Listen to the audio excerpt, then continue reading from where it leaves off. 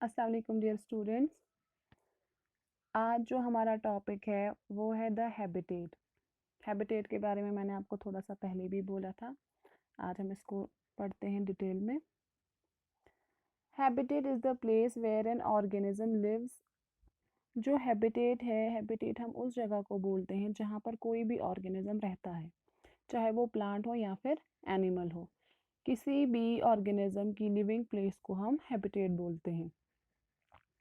It is the sum of various ecological factors, non-living or physical or abiotic factors and living or biotic factors. जो habitat है ये सम है बहुत सारे factors का, यानी कि इसमें बहुत सारे फैक्टर्स होते हैं, जैसे कि इकोलॉजिकल फैक्टर्स इसमें होते हैं, फिजिक एबायोटिक फैक्टर्स और बायोटिक फैक्टर्स।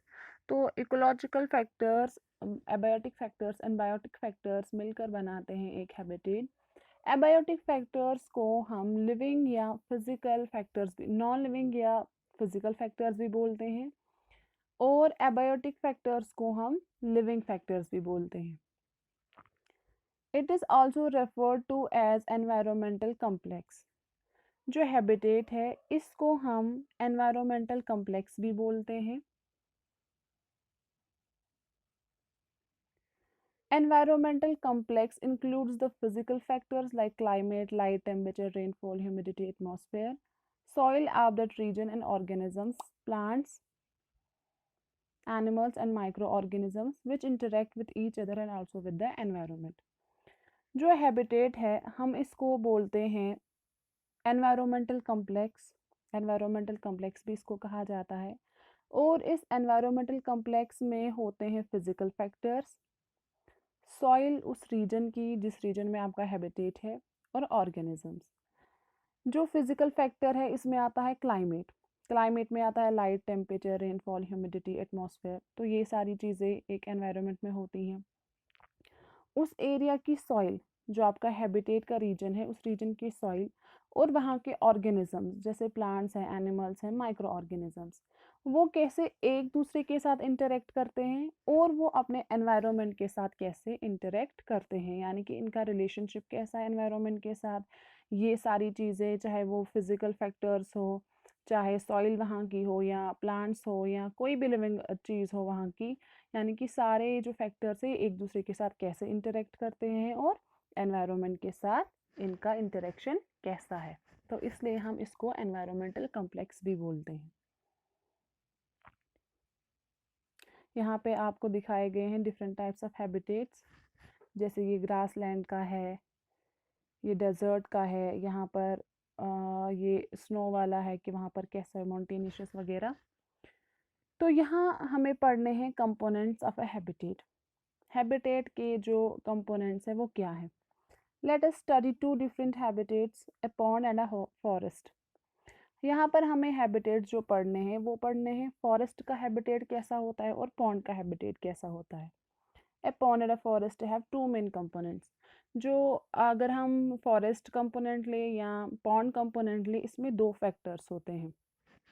एक एबायोटिक, इसको हम नॉन लिविंग कंपोनेंट भी बोलते हैं एबायोटिक कंपोनेंट्स को, और दूसरा biotic, living component. Abiotic means वो जो हैबिटेट है उसमें कौन कौन सी नॉन लिविंग चीज़ें हैं जो एक कंपोनेंट को बनाने में, एक कंपोनेंट को यानी कि एक कंपोनेंट एक हैबिटेट में होनी चाहिए, या किन कंपोनेंट्स, किन नॉन लिविंग कंपोनेंट्स का हैबिटेट में होना ज़रूरी है, इनका क्या रोल है होता है हैबिटेट में। और बायोटिक, बायोटिक में लिविंग कंपोनेंट्स, यानी कि कौन कौन से लिविंग कंपोनेंट्स हैं जो एक हैबिटेट में होने ज़रूरी हैं, या कौन से लिविंग कंपोनेंट्स एक हैबिटेट को बनाते हैं, यानी कि जिनका असर होता है इसमें। यहाँ पे पॉन्ड ये दिखाया है, पॉन्ड का जो हैबिटेट है फॉरेस्ट का है। तो अब हम पढ़ेंगे इसको। पहला है हमारा biotic, abiotic component. Abiotic components कौन से होते हैं एक हैबिटेट के। Non-living or abiotic components include a number of factors like sunlight, temperature, water, air, and soil. They influence living things in various ways. बोलते हैं जो भी नॉन लिविंग और एबायोटिक कंपोनेंट्स हैं, ये इनमें नंबर ऑफ फैक्टर्स होते हैं, यानी कि जो नॉन लिविंग कंपोनेंट्स हैं इनमें नंबर ऑफ फैक्टर्स होते हैं, जैसे सनलाइट, टेम्परेचर, वाटर, एयर, ये सारी की सारी चीज़ें जो है वो नॉन लिविंग कंपोनेंट्स है एक हैबिटेट की, और इनका असर जो है उस हैबिटेट के लिविंग ऑर्गेनिजम्स पर सीधा होता है, डायरेक्टली भी हो सकता है, इनडायरेक्टली भी हो सकता है। इन सारे फैक्टर्स का इफेक्ट जो है वो लिविंग थिंग्स पर होता है, यानी कि उस हैबिटेट की लिविंग थिंग्स पर होता है। यहाँ पे आपको एक एक्टिविटी दी गई है।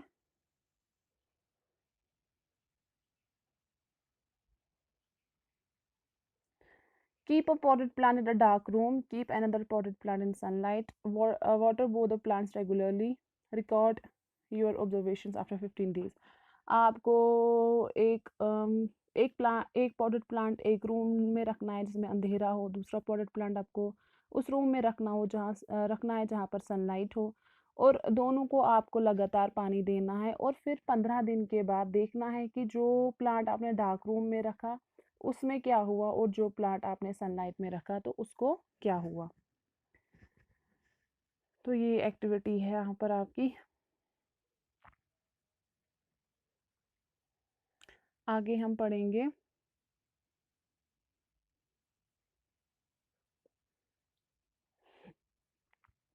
दूसरा है ये जो एबायोटिक कंपोनेंट्स है इसका पहला फैक्टर है सनलाइट। इसका क्या इफेक्ट होता है लिविंग ऑर्गेनिजम्स पर उस हैबिटेट की, तो ये पढ़ेंगे। Green plants utilize sunlight to make food by the process of photosynthesis. All animals depend on plants for food either directly or indirectly. जो ग्रीन प्लांट्स है वो सनलाइट का इस्तेमाल करते हैं ताकि वो अपने लिए खाना प्रिपेयर करें, और जब प्लांट्स अपना खाना बनाएंगे with the help of sunlight, इसको हम फोटोसिंथेसिस कहते हैं।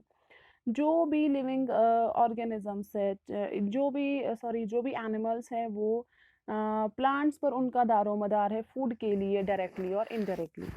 सपोज हम हैं, हमें फ्रूट्स चाहिए तो हम सीधे क्या बोलते हैं प्लांट से फ्रूट्स ले सकते हैं, तो डायरेक्टली डिपेंडेंट है हम उन पर।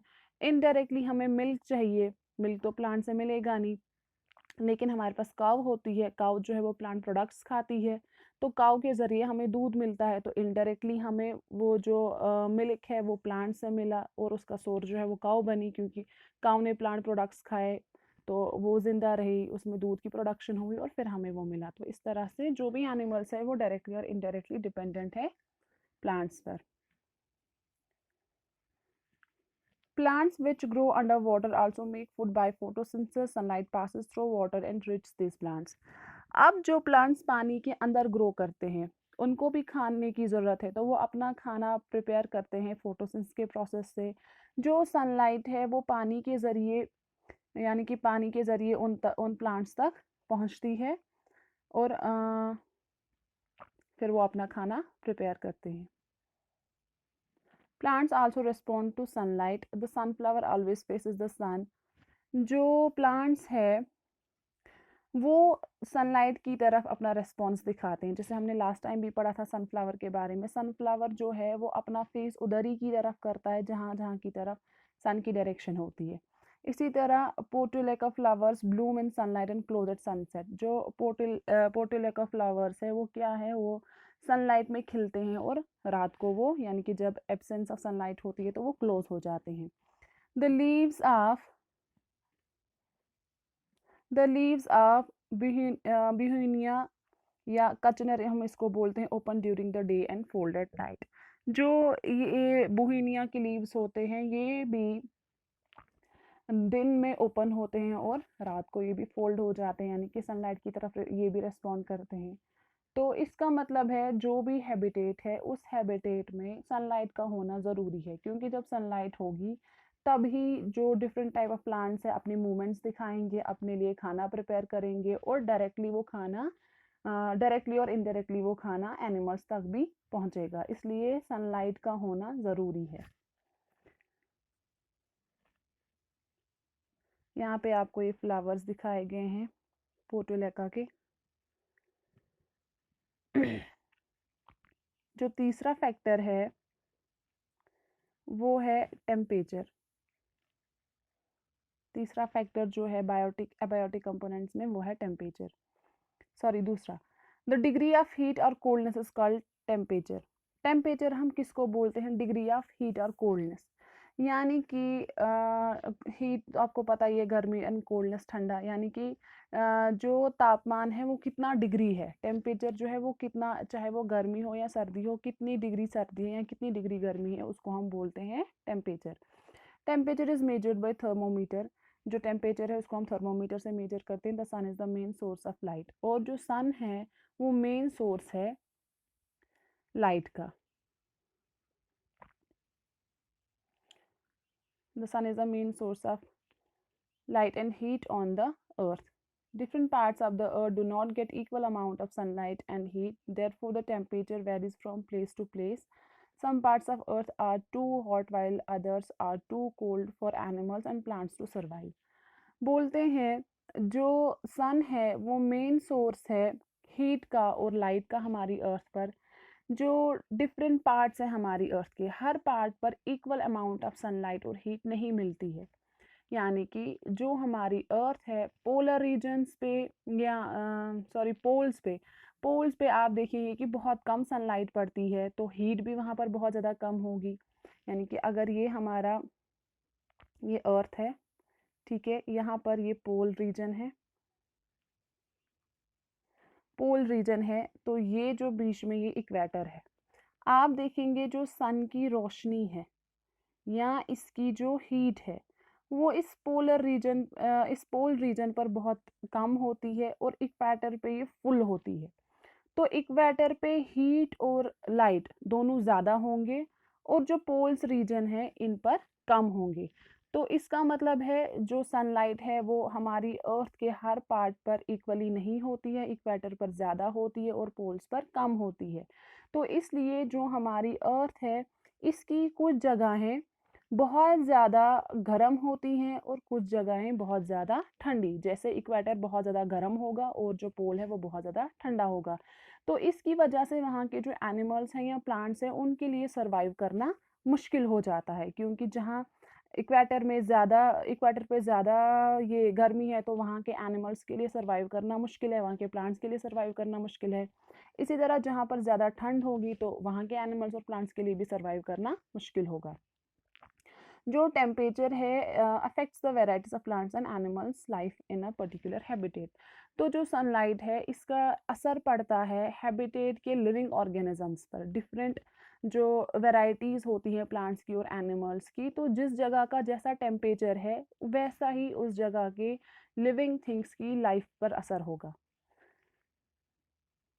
Animals like penguins and polar bears live in extremely cold habitat of Antarctic and Arctic Circle. जो पेंगुइन्स है, पोलर बियर है, ये एक्सट्रीमली कोल्ड यानी कि जहाँ पर बहुत ज़्यादा ठंड होती है वैसे हैबिटेट में रहते हैं, जैसे अंटार्कटिका और आर्टिक सर्कल में रिस्पेक्टली।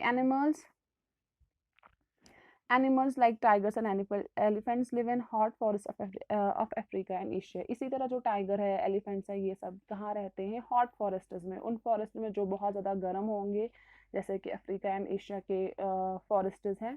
कैमल्स जो है वो डेजर्टिक रीजन में रहते हैं। पाइन ट्रीज जो है वो कोल्ड हिली रीजन्स पर ग्रो करते हैं। While the neem tree grows in hot areas, cactus grow in desert.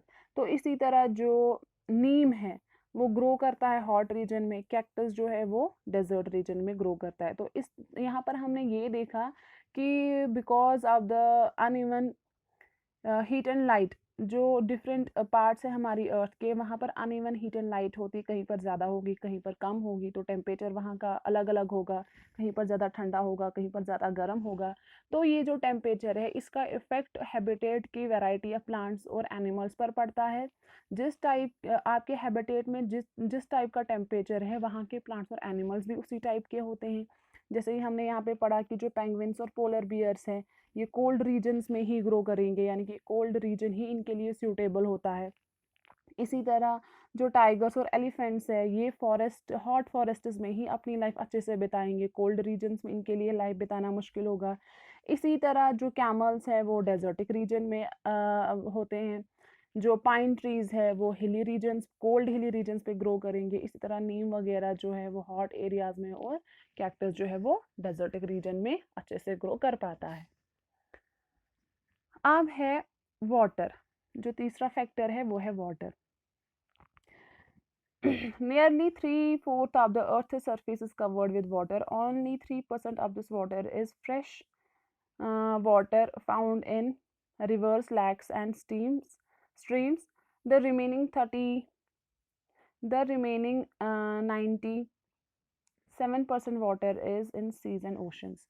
बोलते हैं कि अगर हम अपनी अर्थ के 4 हिस्से करें तो इनमें से 3/4 of the earth surface is covered with water, यानी कि जो 3 हिस्से हैं हमारी अर्थ के, इन पर पानी है, और एक ही हिस्सा है जो लैंड वाला है, यानी कि जो ज़मीन वाला एरिया एक ही है, और जो 3 पार्ट्स हैं इसके, ये क्या हैं, ये पानी से भरे हुए हैं। लेकिन इस इतने हिस्से में खाली 3% इस पानी का फ्रेश है, यानी कि खाली 3% पानी ऐसा है जिसको हम ड्रिंकिंग के लिए इस्तेमाल कर सकते हैं, क्योंकि 3% फ्रेश वाटर है। और ये कहाँ पाया जाता है, ये रिवर्स में मिलेगा, लैक्स में मिलेगा, और स्ट्रीम्स में मिलेगा। जो 97% पानी है ये पाया जाता है सीज एंड ओशंस में। और ये जो सी और ओशन का पानी, इसको आप ड्रिंकिंग के लिए इस्तेमाल नहीं कर सकते क्योंकि ये सॉल्टेड होता है। तो living things can not survive without water. जो लिविंग थिंग्स हैं वो पानी के बगैर जिंदा नहीं रह सकते। The amount of water found in a particular habitat affect the kind of plants and animals found in that habitat.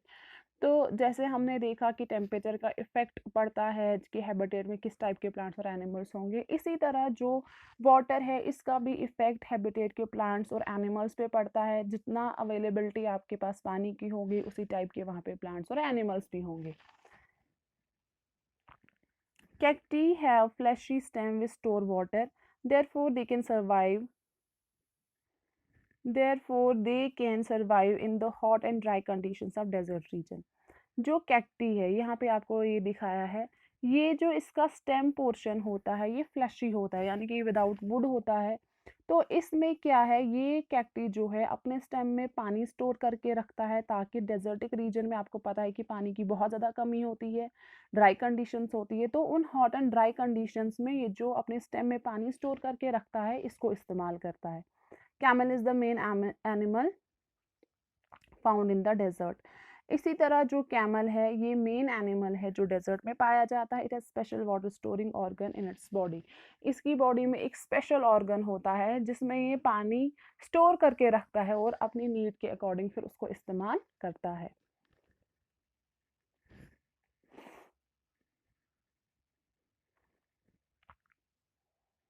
अब जो है एयर, एयर हमारा नेक्स्ट फैक्टर है। We are surrounded by a thick layer of air called the atmosphere. बोलते हैं हम जो है हम सराउंडेड है एक मोटी लेयर ऑफ एयर से जिसको हम एटमॉस्फेयर बोलते हैं। तो एटमॉस्फेयर को हम ऐसे भी बोलते हैं envelope of air around us. तो जो एयर है वो हमारे आसपास हर जगह है, तो इसका मतलब है एक मोटी परत है इस एयर की जो हमें सराउंड करती है, और इसको हम एटमॉस्फेयर बोलते हैं। Air is a mixture of several gases like oxygen, carbon dioxide, nitrogen etcetera. Air जैसे कि आपको पता है इसमें बहुत सारी गैसेस होती हैं, जैसे कि ऑक्सीजन है, कार्बन डाइऑक्साइड है, नाइट्रोजन है, कार्बन मोनोऑक्साइड है, मीथेन है, बहुत सारी चीज़ें, बहुत सारी गैसेस इसमें प्रेजेंट है। All organisms take in oxygen from air and give out carbon dioxide. Plants take in carbon dioxide for the process of photosynthesis and release oxygen in this process. The cycle of carbon dioxide and oxygen between the biotic and abiotic components plays an important role in maintaining their balance in nature. बोलते हैं जो living organisms है वो क्या करते हैं, सबको all living organism take in oxygen from air. जो भी लिविंग ऑर्गेनिजम्स है वो सारी ऑक्सीजन एयर से लेते हैं और बाहर कार्बन डाइऑक्साइड छोड़ते हैं। इसी तरह जो प्लांट्स है, प्लांट्स क्या अंदर लेते हैं कार्बन डाइऑक्साइड और अपने लिए खाना प्रिपेयर करते हैं bye the process of photosynthesis. और इस प्रोसेस के दौरान, फोटोसिंथेसिस के दौरान वो क्या करते हैं, वो ऑक्सीजन को रिलीज करते हैं। यानी कि फोटोसिंथेसिस के दौरान जो प्लांट्स है वो ऑक्सीजन रिलीज करते हैं, कार्बन डाइऑक्साइड उन्होंने अंदर लिया और ऑक्सीजन बाहर छोड़ा। The cycle of carbon dioxide and oxygen between the biotic and abiotic components plays an important role in maintaining their balance in nature. तो अब आपको यहाँ पर क्या समझना है कि ये जो साइकिल है कार्बन डाइऑक्साइड और ऑक्सीजन का, यानी कि कार्बन डाइऑक्साइड प्लांट्स ने लिया, बाहर ऑक्सीजन छोड़ा, उस ऑक्सीजन को हमने यूज़ किया, फिर हमने कार्बन डाइऑक्साइड छोड़ा, उसको प्लांट्स ने यूज़ किया। तो कार्बन डाइऑक्साइड आपको पता है ये बर्निंग, जब हम चीज़ों को जलाते हैं वहाँ से कार्बन डाइऑक्साइड बनता है। तो जैसे हमने कुछ भी जलाया तो वहाँ से कार्बन डाइऑक्साइड निकला, अब जलाएंगे तो हम नॉन लिविंग चीज़ों को ही, तो इसका मतलब एबायोटिक कंपोनेंट्स। तो ये जो साइकिल है बायोटिक और एबायोटिक कंपोनेंट्स के बीच, तो किसका साइकिल, कार्बन डाइऑक्साइड का और ऑक्सीजन का, ये नेचर में इन गैसेस का बैलेंस रखने के लिए बहुत ज़्यादा ज़रूरी है। यानी कि ये जो साइकिल है बायोटिक और एबायोटिक कंपोनेंट्स के बीच में, ये एक इम्पॉर्टेंट रोल प्ले करते हैं किसमें, इन गैसेस को नेचर में बैलेंस रखने के लिए। Nowadays, the balance of gases in air has been disturbed because of the following reasons. तो ये कुदरत ने एक साइकिल बना के रखा था बायोटिक एंड एबायोटिक कंपोनेंट्स के बीच में, जिससे जो गैसेस का बैलेंस था नेचर में वो बरकरार था। लेकिन आजकल बहुत सारे रीजंस की वजह से ये जो बैलेंस है between the carbon dioxide and the oxygen, ये चेंज हो गया है। यानी कि हमने इस नेचुरली ये जो नेचुरली हमारे पास सिस्टम एक था, साइकिल एक था इन गैसेस को मेंटेन करने का, उसको हमने डिस्टर्ब किया है बहुत सारे रीजंस से। वो रीजंस क्या है? पहला है reduction of the forest area, कि हमने फॉरेस्ट एरिया को क्या किया है, रिड्यूस किया। हमने जहाँ जहाँ फॉरेस्ट थे, फॉरेस्ट कवर को हमने बहुत ज़्यादा कम किया, यानी कि जंगलों का कटाव किया। उसकी वजह से जो प्लांट्स हैं वो कम हो गए, तो प्लांट्स ही हमें ऑक्सीजन प्रोवाइड करते थे, तो वो ऑक्सीजन लेवल कम हो गई। इसी तरह जो अब कार्बन डाइऑक्साइड बन रहा था एटमॉस्फेयर में, उसको एब्जॉर्ब करते कौन? उसको एब्जॉर्ब करते प्लांट्स, लेकिन प्लांट्स ही नहीं है तो एब्जॉर्ब कौन करेगा? इस तरह ऑक्सीजन की लेवल कम हो गई और जो कार्बन डाइऑक्साइड है वो ज़्यादा हो गया। दूसरा जो है burning of fuel in automobiles. जो भी हम आजकल ऑटोमोबाइल्स यूज़ करते हैं उनमें जो हम फ्यूल इस्तेमाल करते हैं उसकी वजह से भी बहुत ज़्यादा हार्मफुल गैसेस पैदा होती हैं, जिसकी वजह से उनका जो यानी कि जो हार्मफुल गैसेस है वो ज़्यादा हो गई हैं। तीसरा है production of smoke and harmful gases by different industries. आजकल आपको पता है कि जो है इंडस्ट्रियल दौर है, बहुत ज़्यादा इंडस्ट्रीज़ बनाई जाती है, उनका यूज़ बहुत ज़्यादा होता है, तो उन इंडस्ट्रीज़ की वजह से बहुत ज़्यादा स्मोक और हार्मफुल गैसेस निकलती है, जिनकी वजह से जो बैलेंस है गैसेस का वो भी बिगड़ गया है। तो इन रीजंस की वजह से हमने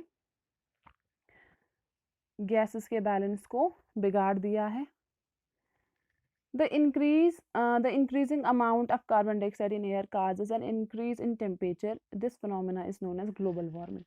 तो ये जो हमने बहुत सारे तरीकों से जो गैसेस का बैलेंस है उसको बिगाड़ दिया है, तो उसकी वजह से क्या हो रहा है, कार्बन डाइऑक्साइड की जो लेवल है वो ज़्यादा होती जा रही है। हमारे एटमॉस्फेयर में कार्बन डाइऑक्साइड की लेवल ज़्यादा हो रही है, उसकी वजह से टेम्परेचर ज़्यादा हो रहा है, और इस फिनोमेना को हम ग्लोबल वार्मिंग कहते हैं। ग्लोबल वार्मिंग क्या है? ग्लोबल वार्मिंग है कि जब कार्बन डाइऑक्साइड की लेवल इंक्रीज हो, उसकी वजह से टेम्परेचर ज़्यादा बढ़े, तो उसको हम बोलते हैं ग्लोबल वार्मिंग। ये यहाँ पे थोड़ा क्लियर नहीं दिख रहा है, यहाँ पर आपको डिफरेंट लेयर्स ऑफ एटमॉस्फेयर दिखाई गई हैं, तो ये आप बुक पे देख लेना।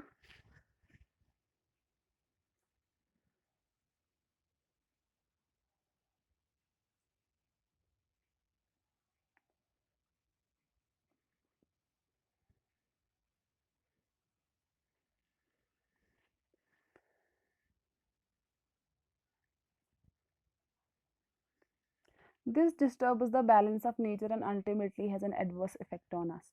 तो ये जो गैसेस का बैलेंस बिगड़ गया, जिसकी वजह से ग्लोबल वार्मिंग हो रही है, इससे हमने जो बैलेंस ऑफ नेचर बिगाड़ दिया है, तो इससे बहुत ज़्यादा खतरनाक, बहुत ज़्यादा हार्मफुल इफ़ेक्ट्स हम पे हो रहे हैं। यानी कि इस ग्लोबल वार्मिंग के बहुत ज़्यादा खतरनाक हम पर इफ़ेक्ट्स हो रहे हैं। The problem can be dealt with by planting more and more trees. ये जो प्रॉब्लम है, यानी कि जो हमने गैसेस का बैलेंस बिगाड़ दिया है, ये जो प्रॉब्लम है, इससे हम निमट सकते हैं कि अगर हम ज़्यादा से ज़्यादा प्लांट्स लगाएं, ज़्यादा से ज़्यादा प्लांट्स को ग्रो कराएं। Trees can utilise this additional amount of carbon dioxide for photosynthesis. तो जो कार्बन डाइऑक्साइड की लेवल इंक्रीज हो गई है, जब हम ज़्यादा से ज़्यादा प्लांट्स को उगाएंगे तो वो प्लांट्स इस कार्बन डाइऑक्साइड की लेवल को, यानी कि इस एक्स्ट्रा कार्बन डाइऑक्साइड को वो यूज़ कर सकते हैं फोटोसिंथेसिस के लिए। Air has some drawbacks too. Air currents called winds separate harmful germs and bacteria which cause various diseases. जो एयर है इससे कुछ नुकसानात भी होते हैं। तो जैसे एयर करंट्स, यानी कि जिनको हम, ये जो हवा के झोंके होते हैं, यानी कि जिनको हम विंड बोलते हैं, तो इससे क्या होता है, हवा से जर्म्स फैलते हैं, बैक्टीरिया फैलते हैं, और इससे क्या होता है, बहुत सारी डिजीजेस होती है। Wind also causes dispersal of major pollutants, और जो विंड है इसकी वजह से भी बहुत ज़्यादा पोल्यूटेंट्स जो है वो फैलते हैं। Smoke produced by one factory is dispersed over a large area by wind. जो स्मोक है जब वो किसी फैक्ट्री से निकला तो वो खाली उसी जगह तक महदूद नहीं रहता, बल्कि जो विंड है इसकी वजह से वो बहुत दूर दूर तक फैल जाता है। When there is less wind, smoke forms a very thick layer and settles in the lower layer of the atmosphere. जब ज़्यादा हो, यानी कि जब विंड हो तब भी ये जो है हार्मफुल गैसेस फैलती हैं, और यानी कि ड्रॉबैक है इसका एक। और जब यही एयर जो है वो कम हो, इसकी वजह से स्मोक जो है वो एक मोटी परत बनाता है जो कि एटमॉस्फेयर के नीचे वाली लेयर्स में सेटल हो जाता है। When smoke mixes with when smoke mixes with fog, smoke is formed. फिर जब ये स्मोक है जिसने एक मोटी लेयर बनाई लोअर लेयर ऑफ एटमॉस्फेयर में, एटमॉस्फेयर की नीचे नीचे जो लोअर लेयर्स है उनमें जब इसने एक मोटी परत बनाई, फिर ये स्मोक मिल जाता है फॉग के साथ, धुंध के साथ, और वहाँ से बनता है स्मोक। और ये स्मोक जो है it causes irritation in eyes, इससे आँखों में खुजली होने लगती है, जलन होने लगती है, हेडेक होता है, और बहुत सारी स्किन प्रॉब्लम्स होती हैं। तो इसका मतलब है कि अगर हमारी ईयर प्योर होगी तो ये जो स्मोक वगैरह है ये नहीं बनेगा। तो इससे जो इरिटेशन हमारी आइज़ की है, या स्किन प्रॉब्लम्स है, या हेडेक है, या बाकी सारे डिजीजेस हैं, ये भी होने से बच सकती है। तो इसका मतलब है एयर से भी हमने देखा कि चाहे प्लांट लाइफ हो या एनिमल लाइफ हो, किसी भी हैबिटेट की प्लांट लाइफ और एनिमल लाइफ पर एयर का डायरेक्ट और इनडायरेक्ट असर पड़ता है। नेक्स्ट फैक्टर है soil. Soil forms the uppermost layer of Earth's crust. Soil is a mixture of the following. जो हमारी अर्थ की ऊपर वाली लेयर है उसको हम बोलते हैं क्रस्ट, और सॉइल जो है यही ऊपर वाली लेयर बनाती है हमारी अर्थ की। सॉइल जो है बहुत सारी चीज़ों का मिक्सचर है। पहला, mineral, stone, gravel, sand and silt clay. तो इसमें मिनरल्स होते हैं, स्टोन, ग्रेवल वगैरह। ह्यूमस, ह्यूमस क्या होता है, ऑर्गेनिक मैटर, जो भी dead and decaying organic matter होता है। ऑर्गेनिक मैटर वो मैटर जो लिविंग चीज़ों से निकले, यानी कि जब लिविंग चीज़ें चाहे प्लांट हो एनिमल है वो मर जाती हैं, सड़ जाती हैं, डेड एंड डिके हो जाती हैं, तो उसको हम बोलते हैं humus. Humus is the dead decaying matter of living things. तो ये भी सॉइल में प्रेजेंट होता है। वाटर, एयर भी प्रेजेंट होता है। सर्टेन ऑर्गेनिजम्स जैसे एल्गा, फंगई, बैक्टीरिया, अर्थवॉर्म, ये सारी चीज़ें जो है सॉइल में होती है। तो सॉइल बहुत सारी चीज़ों से मिलकर बनता है, जैसे मिनरल, स्टोन वगैरह, ह्यूमस, वाटर, एयर, और बहुत सारे माइक्रो ऑर्गेनिजम्स।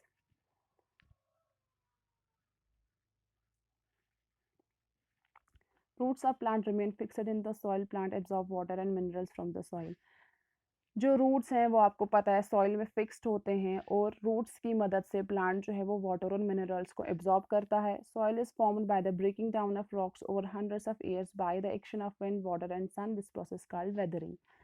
जो सॉइल है ये कैसे बनती है? सॉइल बनती है by the breaking down of rocks, यानी कि जो रॉक्स है जब ये हंड्रेड्स ऑफ ईयर तक ब्रेक होती रहती हैं विंड की वजह से, वाटर की वजह से, सन की वजह से, तो ये रॉक्स टूट जाती हैं, तो इनसे बनती है सॉइल, और इस प्रोसेस को हम बोलते हैं weathering.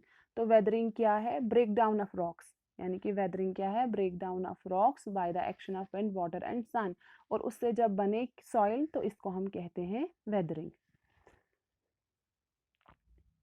The three main kinds of rock particles found in the soil are clay, fine particles, silt, large than clay, and sand, largest particles.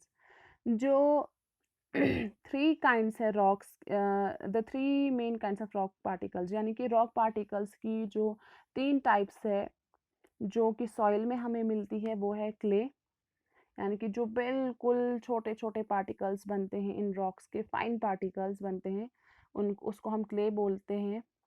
इसी तरह क्ले से थोड़े थोड़े बड़े पार्टिकल्स जो होंगे उनको हम सिल्ट कहेंगे, और जो सिल्ट से बड़े पार्टिकल्स होंगे उनको हम सैंड कहेंगे। तो ये तीनों पार्टिकल्स ऑफ रॉक्स हमें मिलते हैं सॉइल में।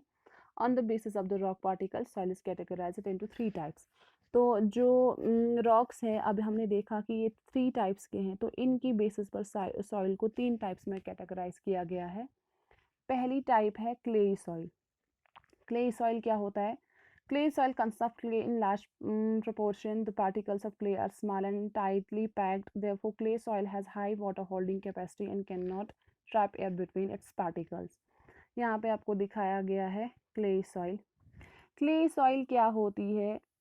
जो clay soil है इसमें clay ज़्यादा होता है, जो क्ले पार्टिकल्स होते हैं वो बिल्कुल छोटे छोटे होते हैं और एक दूसरे के साथ टाइटली पैक होते हैं। क्ले सॉइल जो है इसमें वाटर होल्डिंग कैपेसिटी ज़्यादा होती है, क्योंकि ये टाइटली पैक होती है, बीच में कोई गैप नहीं होता है जहाँ से पानी निकल जाए, इसलिए इसमें वाटर होल्डिंग कैपेसिटी ज़्यादा होती है, और इसमें एयर की कोई गुंजाइश नहीं होती है, यानी कि बट यहाँ पे दिखाया गया है but can not trap air between its particles, यानी कि जो क्ले पार्टिकल है इसमें वाटर तो ज़्यादा हो सकता है, वाटर होल्डिंग कैपेसिटी इसकी ज़्यादा है, लेकिन एयर की क्वांटिटी इसमें बहुत ज़्यादा कम होती है। यानी कि ऐसे अगर ये पार्टिकल्स हैं, ये बहुत ज़्यादा क्लोजली पैक्ड होते हैं और इनमें एयर की गुंजाइश नहीं होती, तो इसकी वजह से इनमें जो पानी है वो भी ज़्यादा आता है। दूसरा, Sandy soil consist mostly of sand and very little clay और सिल्ट। जो सैंडी सॉइल है इसमें सैंड पार्टिकल ज़्यादा होते हैं और क्ले और सिल्ट बहुत कम होता है। ये मेनली पाई जाती है डेजर्ट्स में। इसमें पानी जो है बहुत कम होता है, यानी कि वाटर होल्डिंग कैपेसिटी इसकी बहुत कम होती है, but retain air between its particles, लेकिन इसमें एयर की जो क्वांटिटी है वो ज़्यादा होती है। क्ले सॉइल में हमने देखा उसमें पानी ज़्यादा हो सकता है, एयर नहीं। सैंडी सॉइल में एयर ज़्यादा हो सकता है लेकिन पानी नहीं। तीसरी है लूमी सॉइल। लूमी सॉइल में क्या है? Lumi soil is a mixture of sand, silt, clay and humus. जो लूमी सॉइल है इसमें आपको सैंड भी मिलेगा, सिल्ट भी मिलेगा, क्ले भी मिलेगा और ह्यूमस भी, यानी कि जिन जिन चीज़ों से सॉइल बनती है वो सारे कंपोनेंट्स आपको इसमें मिलेंगे लूमी सॉइल में। It's considered to be the best soil for growing plant and it can hold proper amount of air and water needed for the growth of plant. तो क्योंकि लूमी सॉइल में आपको sand particles भी मिलेंगे, clay particles भी मिलेंगे, तो जो सैंडी सॉइल होती है अभी हमने पढ़ा उसमें जो है एयर ज़्यादा हो सकता है। जैसे हमने फिर क्ले में पढ़ा, क्ले में वाटर ज़्यादा हो सकता है।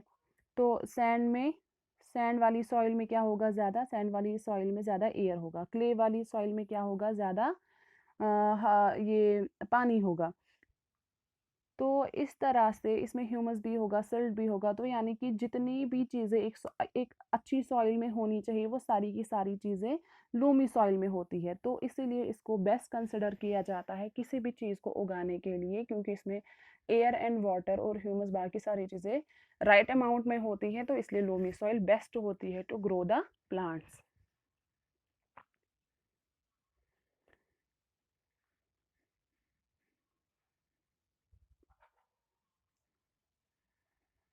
तो अभी तक जो हमने पढ़े वो थे एबायोटिक कंपोनेंट्स किसी भी हैबिटेट के, जिसमें हमने एयर का पढ़ा, टेम्परेचर का पढ़ा, सॉइल का पढ़ा। तो अब हम पढ़ेंगे बायोटिक कंपोनेंट्स, यानी कि कौन कौन से बायोटिक कंपोनेंट्स एक हैबिटेट में होने चाहिए।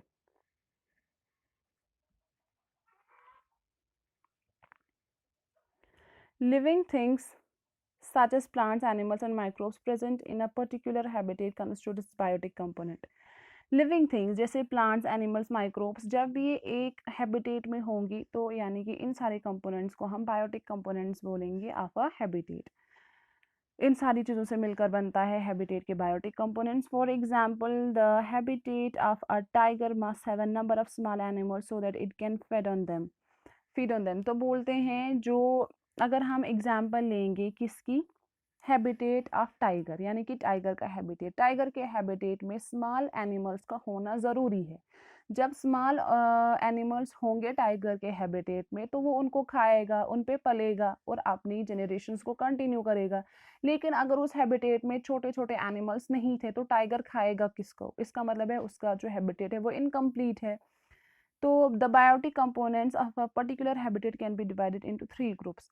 तो इस बेसिस पर क्या है, जो बायोटिक कंपोनेंट्स हैं इनको 3 टाइप्स में डिवाइड किया गया है, 3 ग्रुप्स में, producers, consumers and decomposers.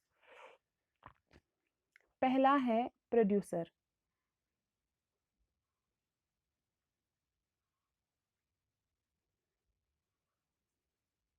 Producers. Green plants are called producers as they have the capacity to make food for all organisms by the process of photosynthesis. बोलते हैं जो ग्रीन प्लांट्स हैं इनको हम प्रोड्यूसर्स कहते हैं। क्यों प्रोड्यूसर्स कहते हैं? क्योंकि इनमें कैपेसिटी होती है फूड बनाने की सारे ऑर्गेनिजम्स के लिए bye the process of photosynthesis. जो प्रोड्यूसर्स है, प्रोड्यूसर आपको नाम से ही पता चलता है, टू प्रोड्यूस, यानी कि ये कुछ चीज़ बनाते हैं। तो जो ग्रीन प्लांट्स हैं इनको हम प्रोड्यूसर्स कहते हैं क्योंकि इनमें ताकत होती है कि ये सारे लिविंग ऑर्गेनिजम्स के लिए खाना प्रिपेयर कर सके by the process of photosynthesis. दूसरा जो है वो है consumers. The organisms which depend on food prepared by plants are called consumers और द हेटेरोट्रॉप्स। वो ऑर्गेनिजम्स जो अपने खाने के लिए दूसरों पर डिपेंड रहे, दूसरों पर मीन्स प्लांट्स पर डिपेंड रहे, उनको हम कंज्यूमर्स बोलते हैं या हेटेरोट्रॉप्स। हेटेरो मीन्स होता है अदर, तो ट्रॉप्स मीन्स न्यूट्रिशन, जो अपनी न्यूट्रिशन के लिए दूसरों पर डिपेंड रहे उनको हम बोलेंगे कंज्यूमर्स या हम उनको बोलेंगे हेटेरोट्रॉप्स। और animals including human beings are consumers. जो भी एनिमल्स हैं और हम इंसान भी, हम सबको हेटेरोट्रॉप्स कहा जाता है या कंज्यूमर्स कहा जाता है क्योंकि जो दूसरों ने फूड बनाया हम उसी को कंज्यूम करते हैं, हम वही लेते हैं, इसलिए हमें कहा जाता है हेटेरोट्रॉप्स और consumers. The animals which obtain their food directly from plants are called herbivores or primary consumers. वो एनिमल्स जो अपना खाना डायरेक्टली प्लांट से ले, जो एनिमल्स हैं वो दो तरीकों से प्लांट से फूड ले सकते हैं, डायरेक्टली और इनडायरेक्टली। अब जो एनिमल्स प्लांट से डायरेक्टली खाना लेंगे उनको हम बोलेंगे हर्बीवोर्स और प्राइमरी कंज्यूमर्स, यानी कि फर्स्ट लेवल कंज्यूमर्स। जैसे काउ है, गोट है, डियर है, मंकी वगैरह है, एलिफेंट है, ये सीधे जाते हैं प्लांट प्रोडक्ट्स खाते हैं, प्लांट्स के पार्ट्स खाते हैं, इसलिए इनको कहा जाता है हर्बीवोर्स और primary consumers. The animals which fed on the flesh of other animals are called carnivores or secondary consumers.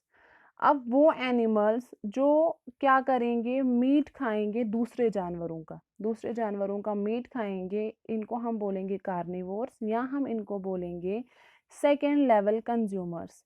यानी कि फर्स्ट लेवल पे जो प्लांट ने खाना बनाया वो हर्बीवोर ने खाया, इसलिए हमने इसको प्राइमरी कंज्यूमर कहा। हर्बीवोर या प्राइमरी कंज्यूमर को अब कौन खा रहा है? कार्निवोर खा रहा है, इसलिए हम इसको हम क्या कहेंगे? सेकंड कंज्यूमर कहेंगे। जैसे टाइगर वगैरह है, टाइगर आपको पता है छोटे छोटे एनिमल्स को खाता है, तो इसलिए हम इनको क्या कहेंगे? हम इनको कहेंगे secondary consumers. The animals which consume both plants and animals are called Omniverse.